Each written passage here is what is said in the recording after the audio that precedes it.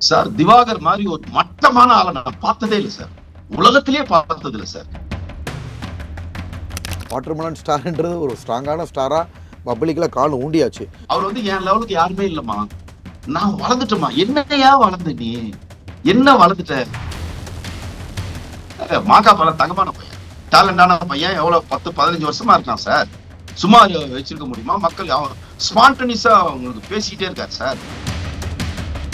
Sir பொம்பளைங்களா இருக்கிற இடத்துல சட்டம் இல்லாம நம்ம நிப்போமா சார்? தொப்பையும் தொந்தியுமா? யோசிச்சு பாருங்க. விநாயகரே வெக்கப்படுவார் சார். ஏன்டா என் தொப்பையோட என்ன வச்சிருக்கீங்க? இது வந்து யார மாதிரியோ நடிக்கிறது, யார மாதிரியோ இது பண்றது, தன்னை வந்து பெரிய ஆளா காட்டுறதுல எனக்கு சிரிப்பு வருமா வராதா?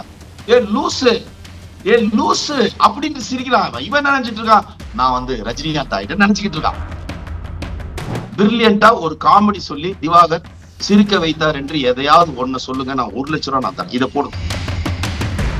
மாணவர்களின் கல்வி கடன் தள்ளுபடி. நல்லாட்சினா எடப்பாடியார் தான். வாக்களிப்பீர் இரட்டை இலைக்கே. சென்னையில ப்ராப்பர்ட்டிஸ் தேடுறீங்கன்னா findbhk.com போங்க. மேட்சிங் ப்ராப்பர்ட்டிஸ AI உங்களுக்கு சஜஸ்ட் பண்ணும். சார் இறுதியா ஒரே ஒரு கேள்வி, அரசியல் தாண்டி ஒரு கேள்வி. இப்போ ரீசெண்டாக நீங்கள் விஜய் டிவியில் ஒரு நட்சத்திர ஆட்களுக்காக கேட்குறேன். விஜய் டிவியில் ஒரு பிரச்சனை மாதிரி போயிட்டு இருக்கு. இப்போ மாகாப்பா அவர்களுக்கும் திவாகர் அவர்களுக்கும் செட்டில் போனாங்க, இந்த மாதிரியான அடிச்சாங்க அப்படின்னு ஒன்றும் இவங்களும் போலீஸில் கம்ப்ளைண்ட் பண்ணியிருந்திருக்காங்க. இந்த இஷ்யூவை எப்படி பார்க்குறீங்க? இது யார் மேலே தப்பாக இருக்கும் நீங்கள் நினைக்கிறீங்க? சார் திவாகர் மாதிரி ஒரு மட்டமான ஆளை நான் பார்த்ததே இல்லை சார். உலகத்திலேயே பார்த்தது இல்லை சார். நான் கதையில கூட அப்படி ஒரு மட்டமான ஆளை எழுத தயாரா இல்லை சார். எனக்கு கானா வினோத்து தெரியும், அவரு மாக்காப்பா தெரியும், புகழ் தெரியாது. எனக்கு புகழை பத்தி எனக்கு நாலேஜ் இல்லை. ஆனா எனக்கு மாக்காப்பாவை நல்லா தெரியும். ரொம்ப தங்கமான பையன் சார், தங்கமான பையன், ரொம்ப மரியாதையான பையன். அதே மாதிரி கானா வினோத் பாத்தீங்கன்னா ஒரு நல்ல கிரியேட்டிவ் நாலேஜ். இந்த ஆளுக்கு எதுவுமே தெரியாது சார். Useless fellow sir. இனிமே தயவு செய்து நான் எல்லாரையும் கையெடுத்து கூப்பிடுறேன், தயவு செய்து அவனை என்கரேஜ் பண்ணாதீங்க சார். என்ன என்கரேஜ் ஆகும்னா என்னன்னா சார், ஒரு முட்டாளும் வெற்றி பெறலான்னு வரும் சார். அவன் என்ன பண்றானா சார், அந்த கேரக்டர் அவன் இவனே பேசுறேன் சார். ஏன்னா ஜாதியை பத்தி பேசுறாப்புல, எல்லாரையும் மட்டம் தட்டுறாப்புல. அது கூடாது இல்ல சார். எல்லாரையும் மட்டம் தட்டக்கூடாது இல்ல சார். கரெக்ட். எல்லாரையும் மட்டம் தட்டக்கூடாது. அவர் வந்து என் லெவலுக்கு யாருமே இல்லம்மா. நான் வளர்ந்துட்டோமா? என்னையா வளர்ந்து நீ? என்ன வளர்ந்துட்ட? என்ன 8 அடி வளர்ந்துட்டியா? என்ன வளர்ந்துட்ட? ரஜினிகாந்த் சார் எல்லாம் பேசுறதே இல்லைங்க. உண்மையா வளர்ந்தவர் அவர் தாங்க, பேசுறதே இல்லைங்க. விஜய் சார் எல்லாம் பேசுறதே இல்லைங்க. நம்ம அதெல்லாம் பார்த்துட்டு இவனை பார்க்கும்போது இரிட்டேட் ஆகுது.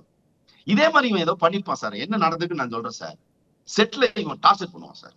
ஓகே, அவங்க கலாச்சிட்டே இருந்திருப்பாங்க சார். ஏன்னா இவனை டார்ச்சர் பண்ணும்போது, கலாய்க்கும் போது அது வந்து ஒரு நல்ல காமெடி கண்டென்ட்டா கன்வெர்ட் ஆகுது. ஆமா, ஓகேங்களா? அப்போ ஷோல பண்றதா, குட்டி குமாரில பண்றதுதான் அது. அது வந்து ஒரு உச்சகட்டத்துக்கு போயிருக்கும் சார். இவனுடைய டார்ச்சர் எக்ஸ்ட்ரீம் போகும்போது அவங்க கொடுக்குற கவுண்டரும் எக்ஸ்ட்ரீம் போயிருக்கும். அப்ப அது ரெண்டும் ஒண்ணு சேர்ந்து ஒரு இடத்துல பெரிய கிளாஷ் ஆகி, மேபி அவங்க விஜய் டிவி எப்படின்னா சார், நல்லா கேட்டுங்க சார், விஜய் டிவி எப்படின்னா ஒருத்தர் கிட்ட ஒரு டேலண்ட் இருக்குன்னா அவங்க யூஸ் பண்ண பார்ப்பாங்க சார். ஆனா டார்ச்சர் அதிகமா தான் கழட்டி விட்டுருவாங்க சார். சோ இவனை கழட்டி விடுற லெவலுக்கு அங்க ஏதோ நடந்திருக்கு. எனக்கு அந்த சினாரியோ தெரியல. அவங்க என்னென்ன சொல்றாங்க, எனக்கு அந்த சினாரியோ தெரியல. அந்த எண்ட்ல என்ன பண்ணிருப்பாங்கன்னா சார், இவனை வெளியே அனுப்பிச்சிருப்பாங்க. விஜய் டிவில இருந்து வேணாம் பண்ண அனுப்பிச்சிருப்பாங்க. இவன் வந்து நம்மளை அனுப்பிச்சிட்டாங்களேங்கிற ஆதங்கத்துல இவன் எப்படின்னா சார், இவன் ஒரு மேனியாக் சார். இவன் வந்து இன்ஸ்டாகிராம் மேனியாக். இவன் வந்து எப்ப பார்த்தாலும் கேமரா பண்ணி நின்று ஏதாவது பண்ணிட்டு இருக்கணும். அவனை எவ்வளவு கேவலமா ஒருத்தன் தன்னை வந்து சார், பொம்பளைங்களா இருக்கிற இடத்துல சட்டம் இல்லாம நம்ம நிப்போமா சார்? தொப்பையும் தொந்தியுமா? யோசிச்சு பாருங்க. விநாயகரே வெக்கப்படுவார் சார். ஏன்டா என் தொப்பையோட என்ன வச்சிருக்கீங்க? விநாயகர். ஆனா இங்க மக்களோட பெரும்பாலான கேள்வி என்னவா இருக்குன்னா, தொடர்ந்து விஜய் டிவி தான் அவருக்கு வாய்ப்பு கொடுத்துட்டே இருக்கீங்க. ஃபர்ஸ்ட் பிக் பாஸ் கொடுத்தீங்க, அப்புறம் அண்டாக்காக சம்பவ ஷோ கொடுத்தீங்க, இப்ப குக் வித் கோமாளியும் கூப்பிட்டுருக்கீங்க. சோ நீங்க தான் தொடர்ந்து ஒரு ஊக்குக்கிறீங்க, வாய்ப்புகள் கொடுக்குறீங்க. இப்ப நீங்களும் இப்படி பண்ணலாமா அப்படின்ற ஒரு கேள்வியுமே இங்க எழுதல. இல்ல சார், ஒரு காமெடியை நம்ம வந்து ஒரு யூஸ்லெஸ் ஃபெலோவை நம்ம பார்ப்போம் சார்.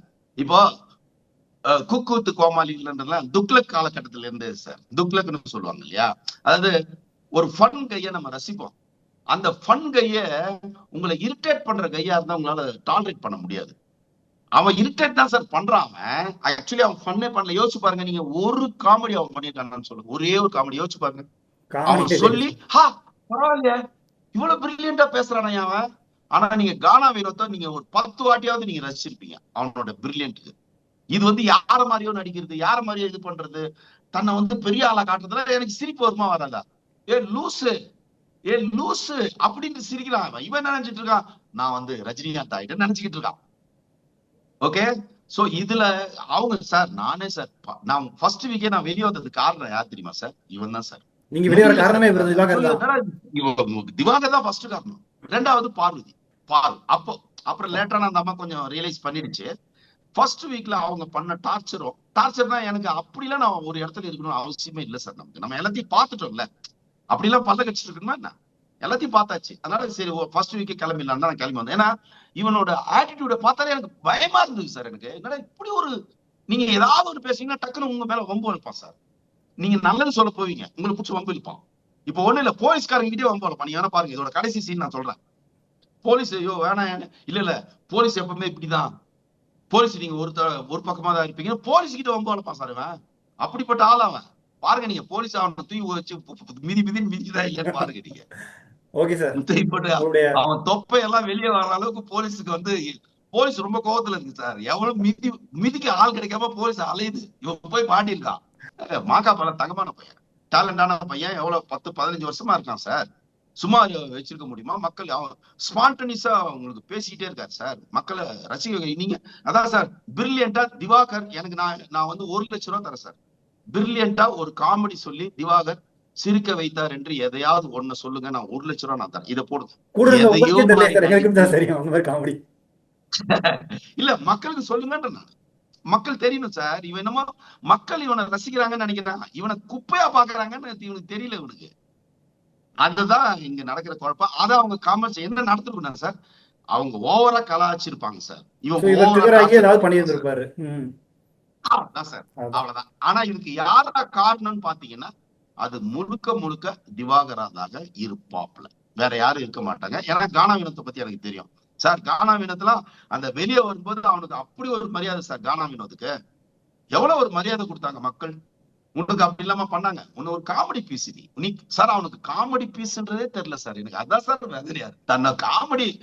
தன்னை பார்த்து நக்கல் அடிக்கிறாங்கன்னே தெரியாம ஒருத்தன் சுத்திக்கிட்டு இருக்காங்க சார்.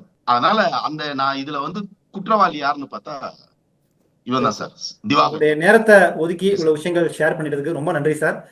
எலெக்ஷன் நெருங்க திரும்ப சந்திப்போம், பேசுவோம். ரொம்ப நன்றி சார். நிச்சயமா குமுதத்துக்கு என்னுடைய நன்றிகள் கோடி. தேங்க்யூ.